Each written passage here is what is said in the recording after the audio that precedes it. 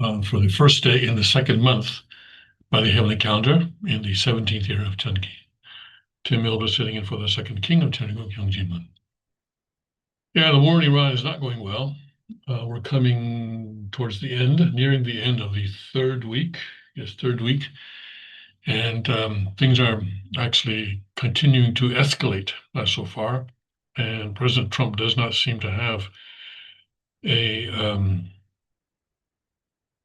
viable strategy for accomplishing what he needs to accomplish and getting out and ending the war within a reasonable short time period, which I've defined as 6 weeks or 43 days, April 11th. That's my definition, but I think that's a reasonable definition to sort of go with. But anyway, we'll get to that. We'll get to that. First, let's take our trip around the kingdom right now. In Chongpyeong, Tennessee, 31 degrees and mostly cloudy. High of 60 today, mostly cloudy. Through the day, tonight, partly to mostly cloudy, low of 36. Father's hometown, Cheongju, and North Pyongan province, right now clear and 38, getting down to 25 tonight under continued clear skies tomorrow. Plenty of sunshine, high of 53. And at the Tonygoon Palace in Northeast Pennsylvania, 30 degrees and mostly cloudy. And mostly cloudy and not as cold today. 47 degrees for a high tonight. An evening sprinkle, otherwise rather cloudy, low of 28. And the Liberty Rock RV Park and Campground in Limestone County, Texas, 52 and clear right now. And getting up to 83 today, warmer with plenty of sun. It's nice. Tonight will be clear and low of 58. At the Suncheon Palace in Korea, 51 and clear. But increasing clouds through the night, low of 36. Tomorrow, increasing amounts of sunshine, high of 61. Within in Gunma Palaces in Japan, clear and 50 degrees. Turning partly cloudy during the night, getting down to 39. Tomorrow, mostly cloudy and cooler, high of 54. And in Guangzhou, Guangdong province, China, 80 degrees and cloudy. Wait. Let's refresh this. Always have to refresh Guangdong.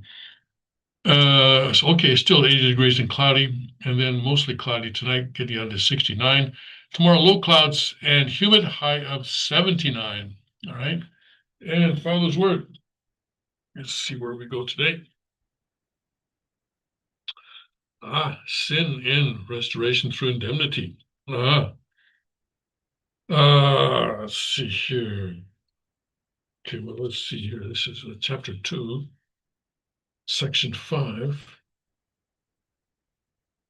And let's do section 5.2. So, in the presence of God, the adulterer of love is the devil.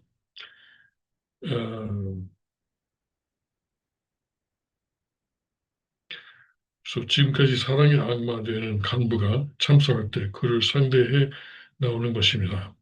그를 인류 앞에 전체 인간을 앞에 사랑했다는 조건을 찾기 위해 지금까지 참아 나온 하나님의 심정이라는 것입니다. 왜 타락하지 않았으면 천사장이었는데 천사장도 하나님이 사랑해가지고 천국 들어가는 것입니다. Right.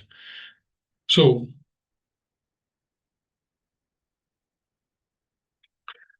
when the adulterer of love accuses God, uh, he would always deal with God directly, and God has had to endure. The 심정 of God is that He has had to endure until now to establish the condition of having loved the archangel, having loved the devil in the presence of all humanity. Why? Because if the fall had not occurred, he would have been the archangel, and the archangel also must be loved by God in order to enter the kingdom of heaven.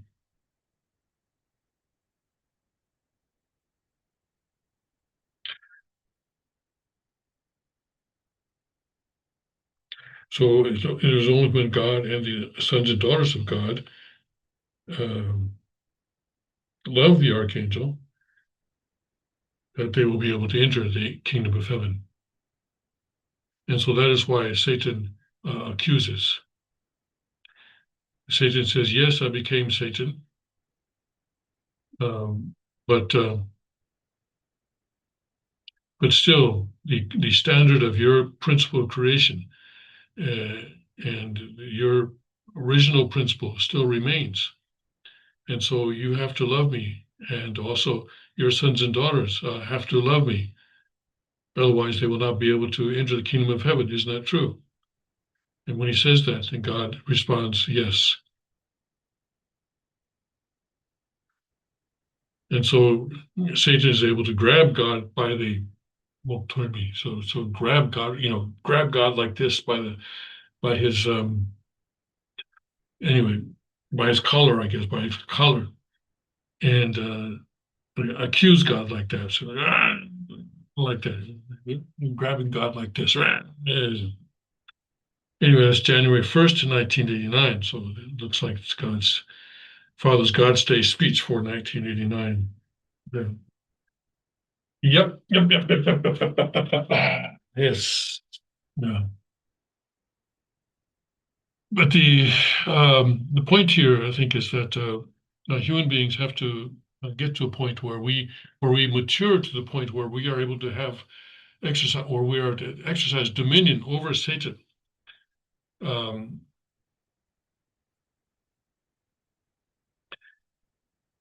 I don't know how many of you probably, well, okay, well, according to uh, YouTube analytics, no one under 45 watches this channel, so I can talk this way. But if you remember the movie The Exodus, long time ago, right? Maybe even 45-year-olds don't remember or have not seen the movie Exodus.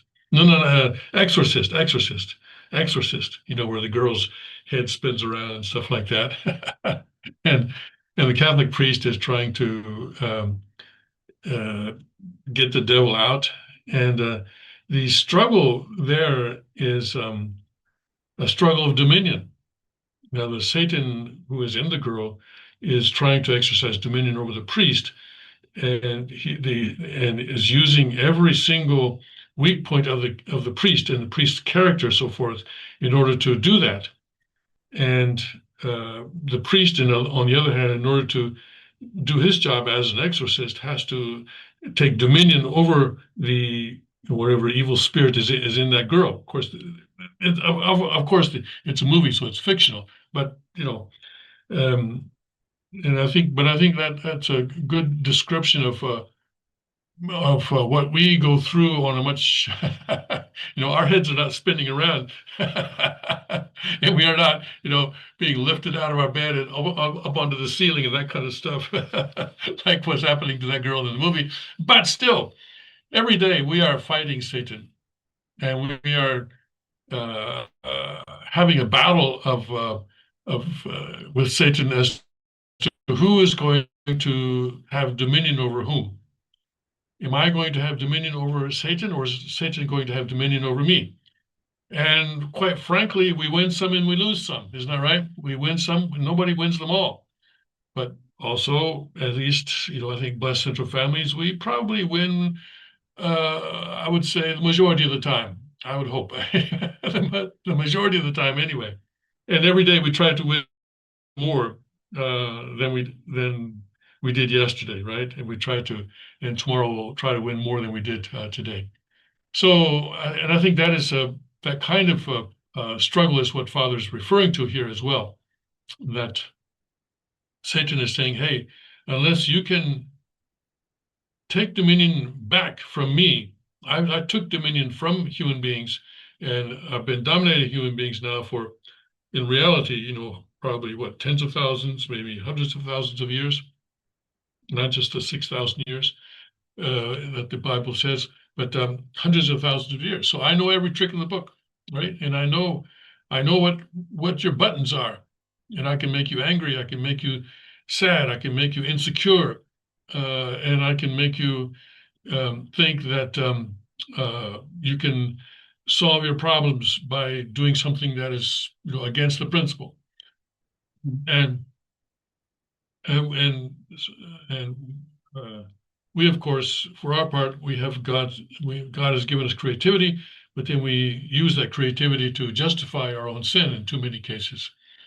So it's a struggle and a battle every day. But the thing is that we are a community, and by supporting each other and by giving power to each other and energy to each other and praying for each other, we are able to help each other to gain victory over Satan. Gaining victory over Satan means to establish our dominion over him. Establish our dominion over him.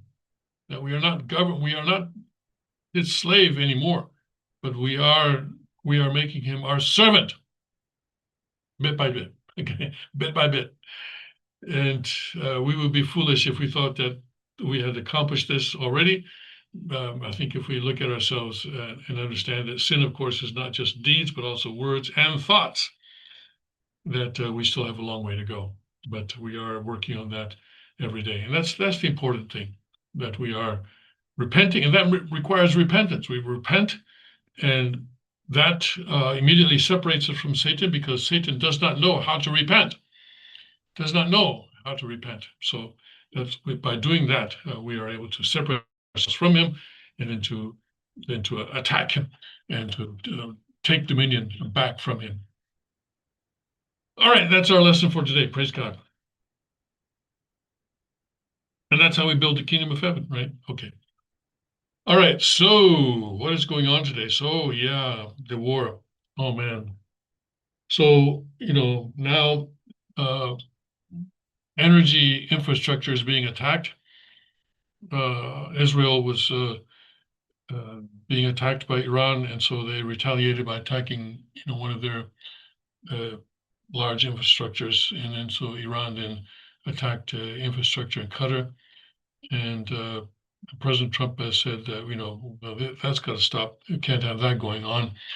And so right now, I think that's maybe, well, we'll see if there's any further attack on the energy infrastructure. Of course, the significance of that is that that's something that will have to be rebuilt over a significant period of time after this whole war is over. And so that is going to affect the world economy and the supply of oil and oil products for a significant period. I was watching the news today in Korea, and in Korea, the situation is that also in Japan, they're running out of oil product called naphtha, which is used in many, many things, including, including creating clothing, including creating plastics and so forth. And oil is actually used in just about everything that we have around us. So it's possible that the oil, of course, right now, after those attacks, the price of Brent oil has gone up to $115, and it may go higher, 120, and then maybe 150, people say, and we'll have to see if that actually happens. So just about right now, tomorrow will be the end of the third week of this war, and I see a hope. I'm the one who tends to be pessimistic, so when I see hope, I guess maybe people should listen. Japanese Prime Minister Takaichi is visiting President Trump. She's in Washington now, and I think she and Trump will be meeting in just a few hours in the White House. There she is, arriving at the Andrews base. They call it Joint Base Andrews now. Used to be Air Force Base, but Joint Base Andrew. And she's being greeted there by, I guess, the State Department, appropriate person from the State Department. And she's getting ready, I think, now to go meet President Trump. And anyway, let's look at this AP story, remembering that AP is completely over the deep end, but even CNN now wants my money. in order to read their stuff. Are you kidding me? No, I'm not going to pay money to CNN. Anyway, AP still is free. The meeting that Japanese Prime Minister Sanae Takaichi will have at the White House on Thursday originally seemed like a prime opportunity to have President Donald Trump's ear before he embarked on a trip to China. Yes, it did. It seemed like a good idea at the time. But now people in the Japanese government are saying, my goodness, this is the worst possible timing. And you'll see why in a minute. But now the war in Iran and Trump's unsuccessful call for Japan and other nations to help protect the Strait of Hormuz means the China trip has been delayed and Takaichi may be likely to get an earful. So now people are looking at this meeting, and this meeting between Trump and Takaichi is getting a lot of attention around the world because Trump is asking allies to contribute to the effort by sending warships or whatever or minesweepers and so forth to the Strait of Hormuz, and basically everybody's saying no, except maybe for the UK. And now here, the first foreign sort of ally leader to actually go to Washington and sit down with Trump after this sort of a thing with the allies in Iran and Hormuz is Takaichi. And so people in other countries are looking at this and say, wow, if she's able to, or if Trump is able to get a deal from her, then that may be the standard that will be expected to meet. Takaichi may be about to set the bar as to what allies need to do. And so they're looking at it very carefully and watching it very carefully. So this meeting, it's not working out the way that Takaichi originally planned, but actually, I think I see the hand of God here because let me explain why. Because right now, Trump needs help. Not in the Hormuz, by the way. Well, of course, he needs help at the Strait of Hormuz, but he needs help in the Oval Office because he needs to figure out a way to get this thing wrapped up. And part of that is to get allies involved. And Takaichi may be the best person to meet Trump right now, I think, among all the ally leaders. Merz, Macron, Starmer, no, not even the Italian prime minister would not be as good as Takaichi at this moment to meet President Trump and sit down with him and say, okay, well, listen, I understand your problem. And your problem is also our problem in a big way because we rely on oil from the Hormuz, like you said. Japan imports 90% of its energy, especially after the trade with Russia has been stopped. Now most of that is coming. The vast majority of that is coming from the Strait of Hormuz. So Takaichi can sit down with Trump and say, okay, well, listen, let's you and I just spend an hour or two or however long it takes right now to think this thing through and see what we can do. And yes, in Japan, we have this peace constitution, which you Americans wrote for us.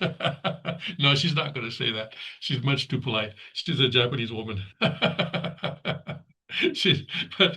But if people forget that, then she will have a way of reminding them of that anyway, which she's trying to revise, by the way, but still does not have the political support in the legislature to do so. But anyway, she is the person. She is clear-headed.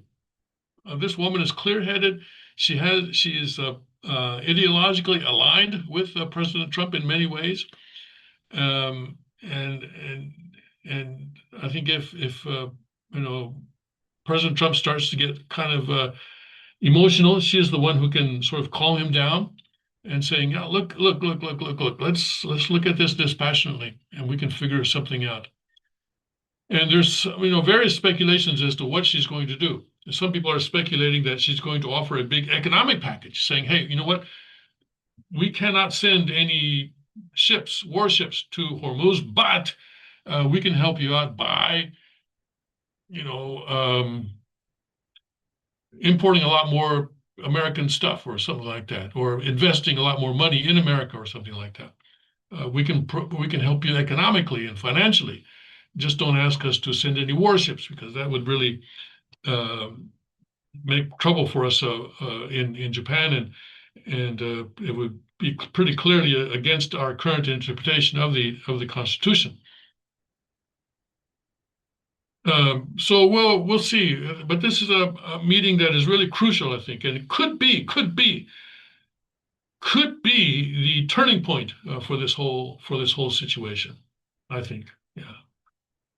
I think that like Trump, God has his hand on Takaichi, and she is a person who can serve as God's agent, I think, in this kind of a very difficult situation. Someone needs to right now, because President Trump is getting in deeper and deeper right now, and someone needs to throw him a lifeline so he can pull himself out of the quicksand. And she may be the one. Anyway, that is my hope, and I hope we'll see. We'll talk about it tomorrow after the meeting. But anyway, let's see what is going on here. Let me share this with you again.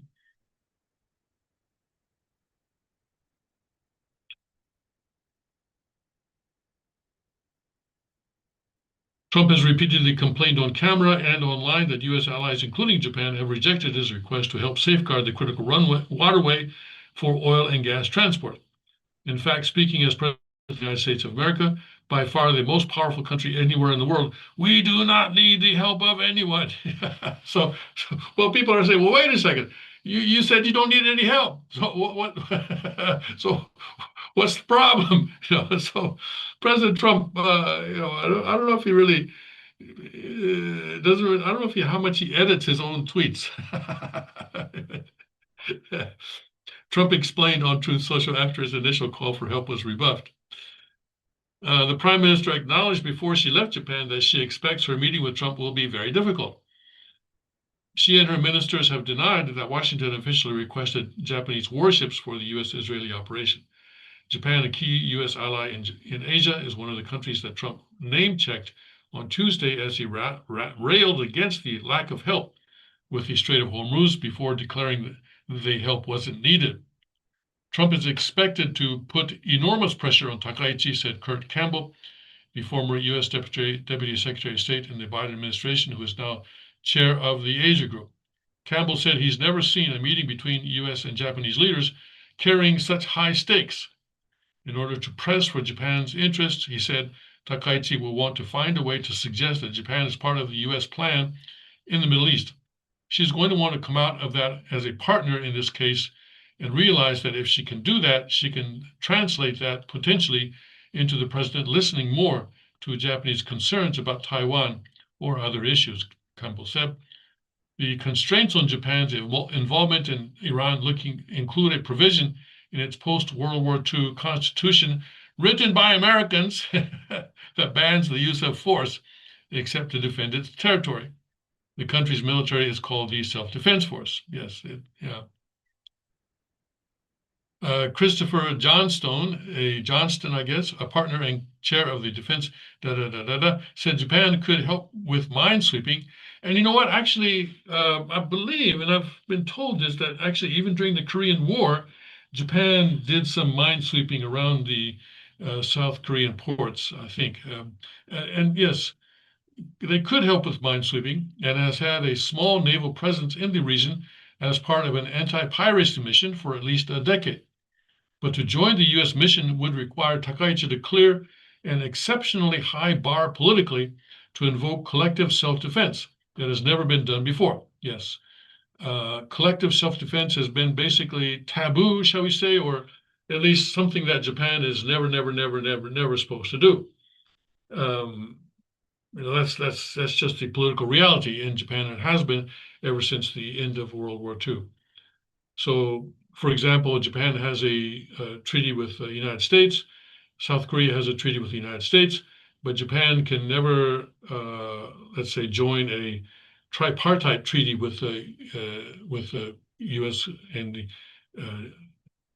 U.S. and Korea. So they do not do collective self-defense. Yeah. Takaichi, who had her first meeting with Trump in October in Tokyo, is Japan's first female prime minister. Okay, she is also a hardline conservative and longtime supporter of Taiwan, whose comments about Japan's willingness to provide military support to the island have heightened tensions with China. Ahead of her meeting with Trump, Takaichi had sought to focus on trade, strengthening the U.S.-Japan relationship and security concerns. Japanese officials said the two sides would work to deepen cooperation in regional security, critical minerals, energy, and dealing with China. China views self-governed Taiwan, we know that, but beyond questions about helping with the Strait of Hormuz, the global implications of the Iran war have also put the Japanese leader in a tougher spot with Trump as she seeks to ensure U.S. commitment to the Indo-Pacific region. Japan considers China a growing security threat and has pushed a military buildup in southwestern islands near the East China Sea. But the U.S. has shifted some troops stationed in Japan to the Middle East, removing a check against China's power. And looks like some military assets on the Korean Peninsula as well are being moved to the Middle East. Takaichi is expected to raise concerns about troop shifts with Trump because they are coming at at the same time, China is launching a large number of exercises around Taiwan. This raises the prospect that once again, the United States will be distracted and bogged down in the Middle East at a time when the deterrence problem in East Asia has never been greater, Johnston said. Yes. So we'll see tomorrow the results of this meeting turn out to be. Will as this one of the commentators said in this article, will she buckle to pressure from President Trump? I kind of doubt it. She's a very principled woman, and she understands, of course, Japanese politics, and she understands what she needs to do for Japan's national interest, which actually still includes opening up the Strait of Hormuz, and she understands that as well. But we'll see what they will come up with. Perhaps some of those anti-piracy Japanese naval forces can be used in this area. We'll have to see. Yeah. And already previously, she has said, "Well, we'll see what we can do independently." In other words, not collectively. Okay, don't say collectively, but we'll just sort of show up and, oh yeah, we happen to be in the neighborhood type of thing. So we thought we'd maybe clear out some minds before we go home, that kind of thing. A lot of times, diplomats sort of create their own reality, shall we say, and pretend that something is true, or sort of agree to make believe that something is true, and that may be what is about to happen in this case as well. But in any case, President Trump certainly needs a partner right now, and just kind of like a Reagan and Thatcher were partners. Is maybe Takaichi's role here to be sort of the Eve figure to Trump's Adam. I don't know, but we will see. It's going to be a very, very interesting meeting, and I'm looking forward to reading about it tomorrow. Yes. Okay. So yes, but let's pray. Let's pray for both leaders there, that they can get something done in this meeting that's going to take place in probably just a few hours. I saw one report that said it's probably going to take place at about 11 a.m. Eastern time. So we'll see what happens there. Okay. So let's see here. Meanwhile, mentioned China, as we often do. So let's see what we can say about China. Okay. U.S. intelligence issues update on China's threat to Taiwan, it says. And well, we'll see what they say. Let me bring this up.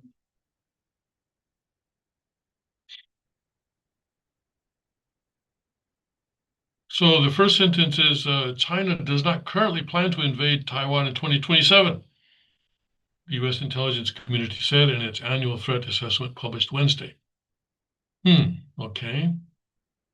The IC, that's intelligence community, assesses that Chinese leaders do not currently plan to execute an invasion of Taiwan in 2027, nor do they have a fixed timeline for achieving unification, the report said. However, China publicly insists that unification with Taiwan is required to achieve its goal of national rejuvenation by 2049, the 100th year anniversary of the founding of the People's Republic of China. Well, let's take a look at this. Let's break this down just a bit here. Okay. And one thing that I like to do in this kind of a situation is, what would happen if the same people said the opposite? So let's suppose that it says instead the IC assesses that Chinese leaders do plan to execute an invasion of Taiwan in 2027. That would create a huge firestorm with China, wouldn't it? China would say, "Oh, you're lying," no, we are a peaceful country. After all, we're communist. um, uh, so this, I just wonder if this is a sort of a public version, and I just wonder if there's sort of a more forthright private version that we're not being given, and maybe that this is more the diplomatic version that they are putting out. I don't know, because Xi Jinping has said many times that he wants the Chinese military to be ready, not to invade, but to be ready to invade or to exercise force against Taiwan by 2027. He's never said that he's going to invade in 2027, but he says he wants the military to be ready to invade by 2027. But once you say that, then and the military in 2027 says, "Okay, now we're ready." So when is our green light? And then he says, "Well, wait a minute. We'll just wait a few months, wait a year."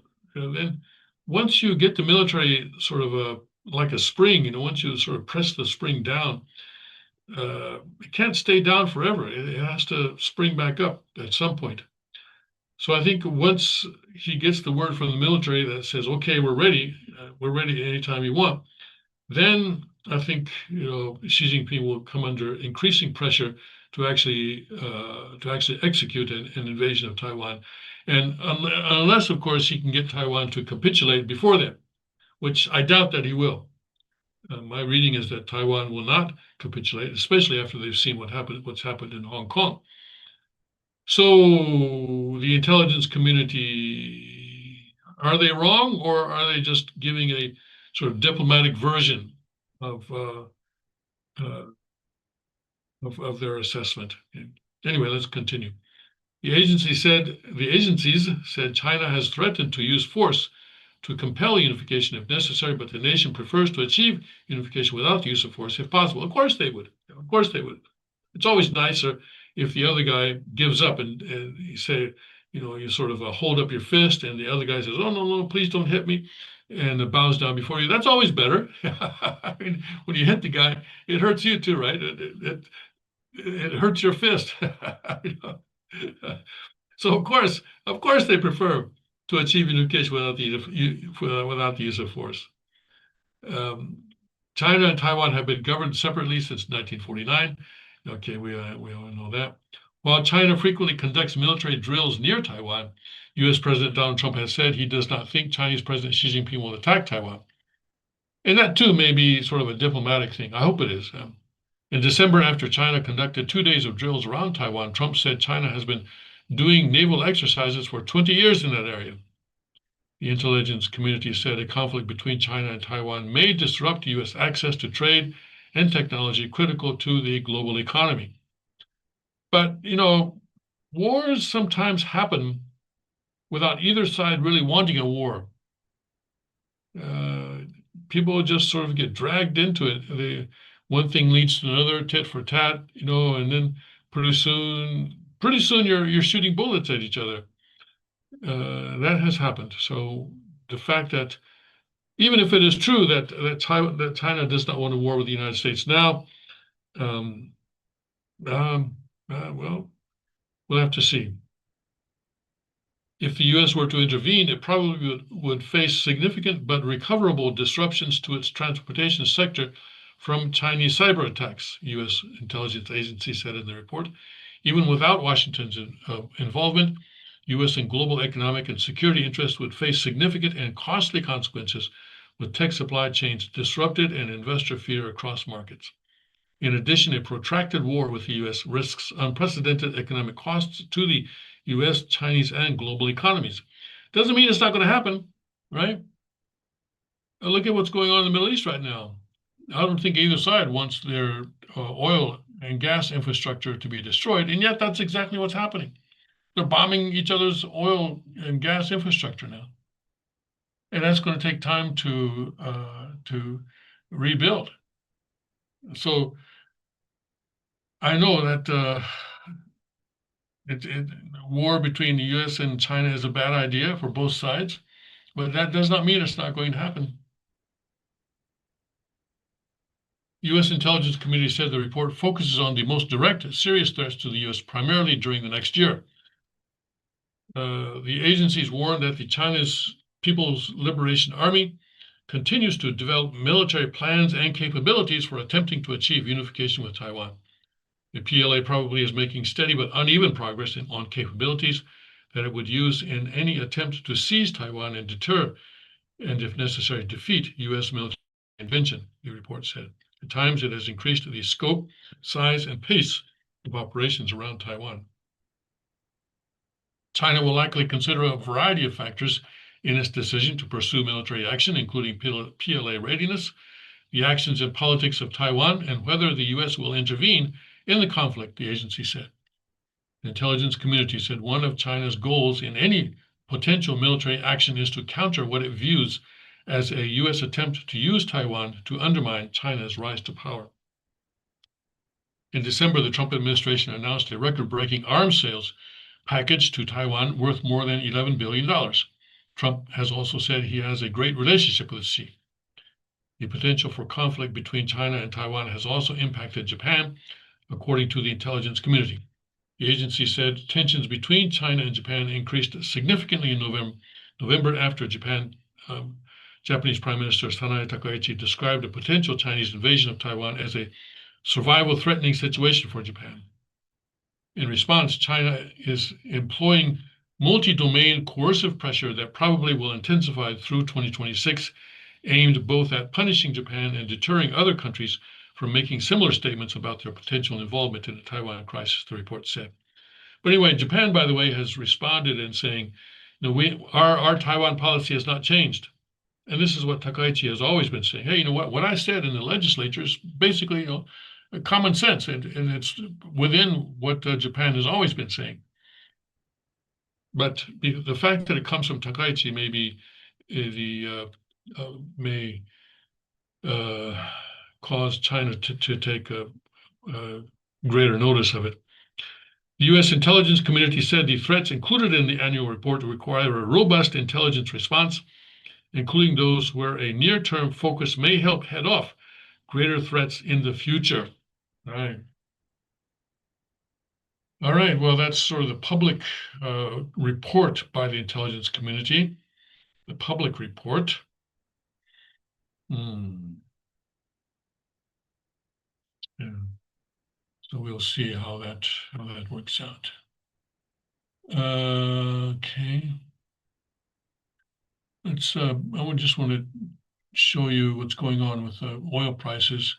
Brent now is at 114. It was at 115 a little while ago, and now it's at 114. And just okay. All right. And the dollar is still just barely above 100. So the dollar is stronger than it was before this whole thing began.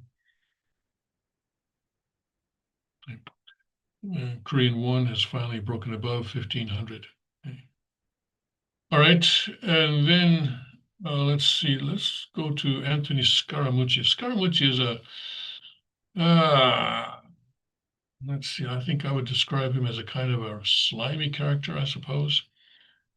He was Trump's director of communication during the first term, at the very beginning of the first term, for about 2 weeks, I think, before Trump fired him. Yeah. But he says, and I don't often look to him, but he said he calls Hormuz closure economic warfare, and well, I got to admit he's right on that. Okay, here we go.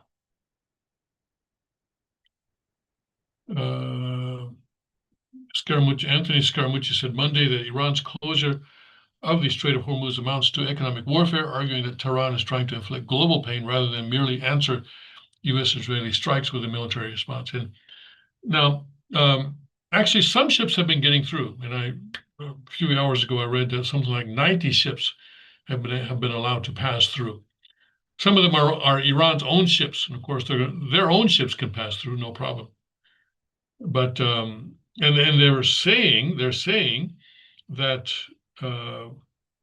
ships from sort of friendly countries can pass, but the insurance companies are saying that they don't see a real pattern in that way. So I don't know. So apparently some friendly vessels are being attacked as well sometimes. Anyway, so in a post on X, the former White House communications director, he was only director for about 2 weeks, and now he goes around for the rest of his life, former White House communications director.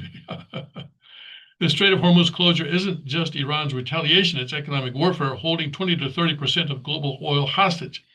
He said that the stakes include skyrocketing oil prices, energy prices, supply chain chaos, and recession risks for Asia and Europe. Scaramucci said U.S. and Israeli strikes were trying to reopen the waterway by force, but warned that without a deal, this drags into proxy hell. He added, adding, best case, partial flow in 3 to 5 weeks. His timing reflects a market already under severe strain. U.S. Energy Information Administration said the strait carried about 20 million barrels a day in 2024, or roughly 1/5 of global petroleum liquids consumption, while about 1/5 of global LNG trade, also liquid natural gas, that is, moved through the passage, mostly from Qatar. The agency also estimated that 84% of Hormuz crude and condensate flows and 83% of LNG flows went to Asian markets, mostly Japan and I guess China. Broader market data show how sharply traffic has deteriorated.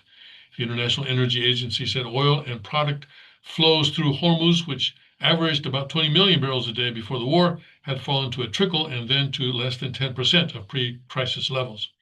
While Reuters reported Middle East Gulf oil exports were down at least 60% in the week to March 15th. So forth and so on, all right? And then Trump struggles to rally allies. So he's really going to put pressure on Takaichi in today's meeting because she could, from Trump's point of view, if he can get Takaichi, then the others will be under increasing pressure to follow as well. Well, we'll see. I don't think Takaichi is going to be so easy. But of course, if she does agree to collective self-defense, that would be a huge development for Japan, for sure. And well, maybe that's the way we want to go. I don't know. Okay. Scaramucci's warning also lands as President Trump presses allies to help reopen the strait. And Associated Press reported that no country had formally committed warships, and Reuters said Germany, Spain, and Italy had rebuffed Washington's request, while the European Union showed no appetite. Okay, and so forth and so on. All right, so we'll see. I think didn't Canada kind of say something? I think Canada said something positive. Oh, let's see. What was it?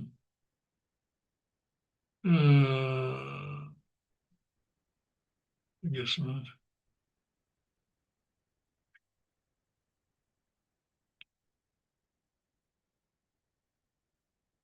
Okay. Well, I guess not. I thought I saw something, but I guess not. All right, let's see here. Meanwhile, of course, in the US, inflation looks like it's taking off again, or maybe the report yesterday on Wednesday was that wholesale prices rose 0.7% month over month in February, much more than expected, and up 3.4% annually. And that's PPI inflation of 3.4%, while core inflation 3.9%. Of course, you know, these figures, as we always say, are not accurate, but still they're the figures that move the markets, and so we have to pay attention to them. All right, so that is basically where we are today. Let's see what else is going on today. Okay. Trump threatens to blow up major Iran gas field. Well, he said that if attacks continue, then he will blow up Iran's major gas field. Telegraph: the Islamists are winning. Okay, we know this. This talking about the UK, right? On the evening of July 7th, Tony Blair sought to reassure a shattered nation with the following response: the terrorists he vowed would never win. When they try to intimidate us, we will not be intimidated, declared the then Prime Minister. When they seek to change our country or our way of life by these methods, we will not be changed. But listen, one word. Let me just say one thing.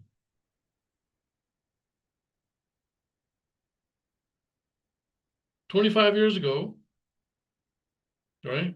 Less than 25 years ago, the World Trade Center Twin Towers were brought down by a group of Muslims. What was it, 7 or so?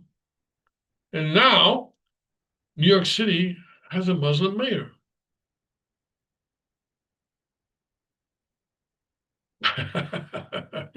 When you think about it, I mean, when you think about it, what? What? So, yes, yes, yes. And so now we see the headline here: the Islamists are winning.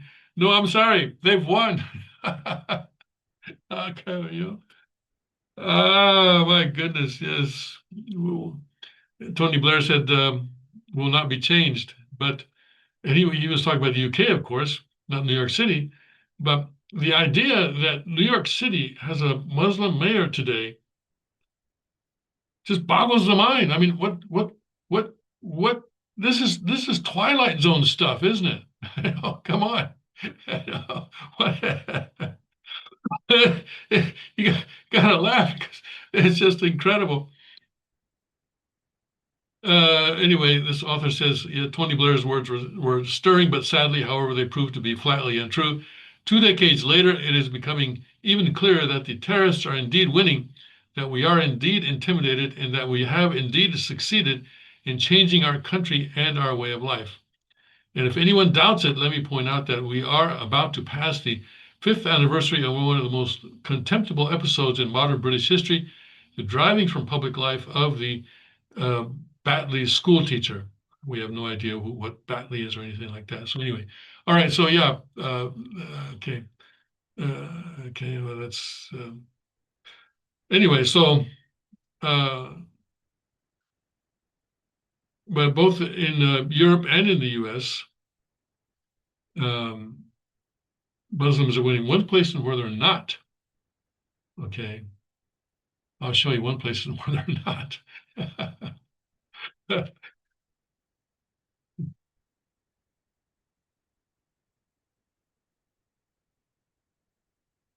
One place where they're not winning. I'll show you.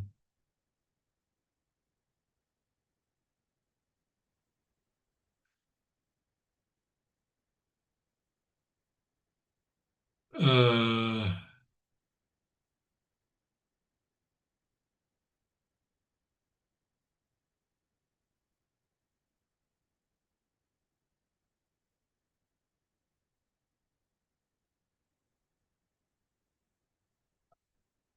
in Japan is a place where they're not winning. And they've tried doing what they've done.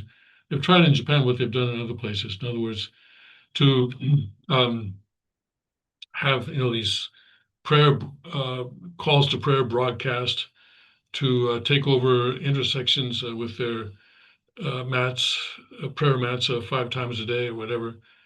And the Japanese people and the Japanese establishment, the Japanese police, are just not having anything of it.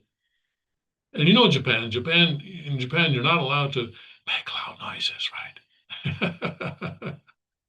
Japan is the country where the motto basically is the nail that sticks up gets beaten. That is maybe one of the most important life lessons that one learns in Japan at a very early age. I laugh because, you know, um, well, when you're 6 feet like me, you are a nail that sticks up. Anyway, so Japan is not allowing any of that, and almost all Japanese are cremated when they die. The bodies are cremated. Muslims have a problem with that. They believe in burying the body without cremating. They don't want it to be cremated. And so the Japanese people are suggesting, well, then why don't you ship the body back to your country, right, and bury the country there? Why does this Muslim person, have to bury in Japan? So they're just rebuffing the Muslims at every turn in this way, and they're being pretty successful at it. Although there is an increase in Muslims in Japan, but in terms of imposing their way of life on Japan and changing Japanese culture, I would say that Muslims have fallen flat, as opposed to what's happening in Europe and the UK, and even in some parts of the United States, such as Minnesota. um, and of course, it has to do with Japan's long tradition of xenophobia. That is true. For 250 years, you couldn't even get into Japan unless you were either Dutch or Chinese. Uh, and then even then, it was on an island way off the coast of Kyushu, as far away from Kyoto as you could possibly get, or from Edo as you could possibly get. So Japan has experience in dealing with sort of foreign elements, and not allowing foreign elements to change their culture. And after World War II, Douglas MacArthur and the Allied forces went into Japan with the idea that they were going to uproot militarism. They were going to uproot Shintoism. They were going to uproot sort of anything in Japan that might again cause the kind of situation that led to World War II. But they failed. They failed miserably. I don't know miserably, but they failed. Uh, Japanese culture is rooted so deeply that actually, when something goes into Japan, whether it's Buddhism or Christianity or Confucianism, it all gets Japanized. It all gets mixed in and becomes a Japanese version of Christianity or Buddhism or Confucianism. And one reason I think that, well, even Unification Church in many ways, but I think one reason that Unification Church is hated so much, shall we say, or one reason it faces so much opposition in Japan among some circles in the establishment of Japan, not among the common people so much, but in the establishment of Japan, is that it has not compromised itself nearly as much as other religions. Now, the Japanese Unification Church has compromised some, but not nearly as much as others. So we'll see. I think it's very interesting that, but even in Korea, right? Um, Sort of multiculturalism, the trend toward multiculturalism has some effect on Korean culture even. All right, let's see here. Um, very interesting to watch this happen. Okay, let's see what else is going on. Shall we go to Breitbart? Breitbart is always entertaining. Oh yeah, so this guy that the counter terrorism guy that resigned, I'm sure you heard about that. He's now under FBI investigation for potential leaks. That sounds to me like a kind of a retaliation to me, but I don't know, maybe there's something there. Here,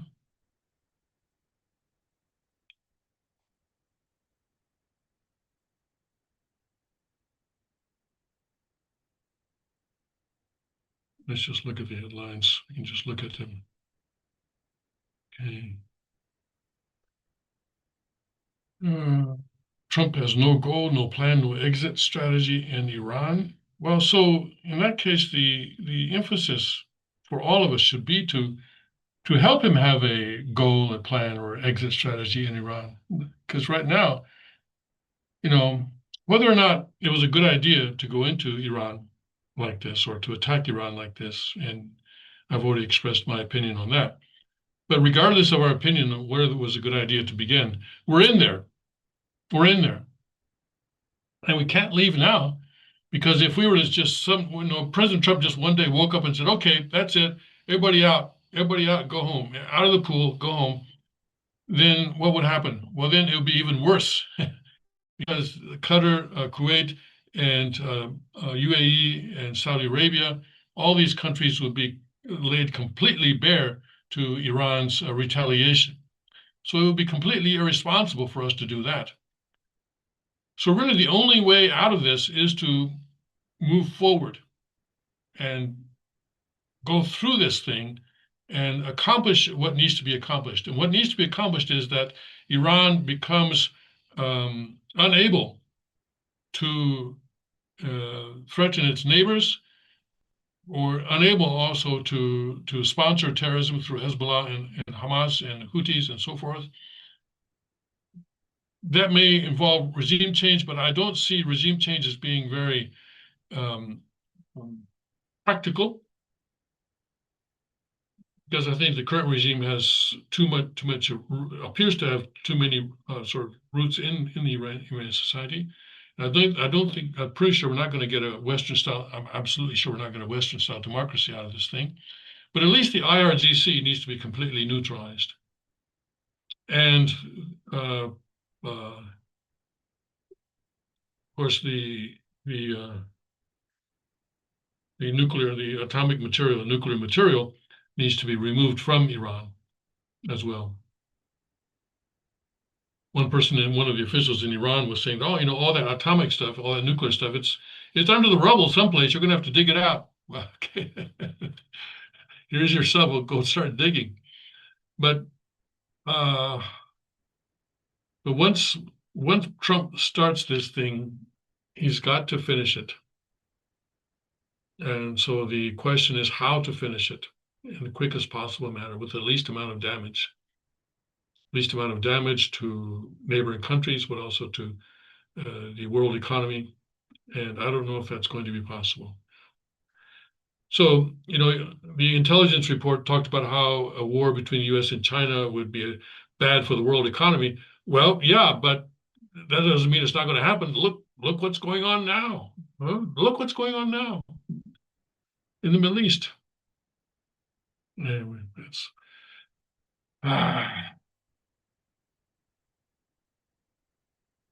we'll get through this somehow.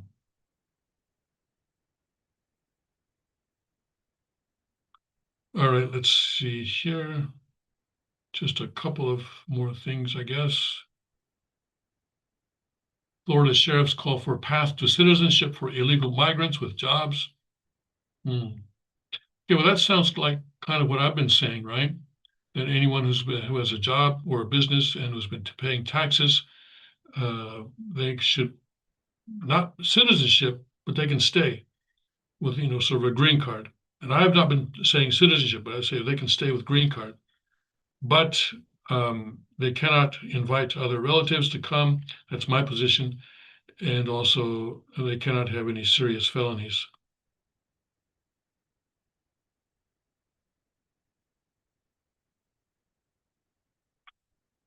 Yeah.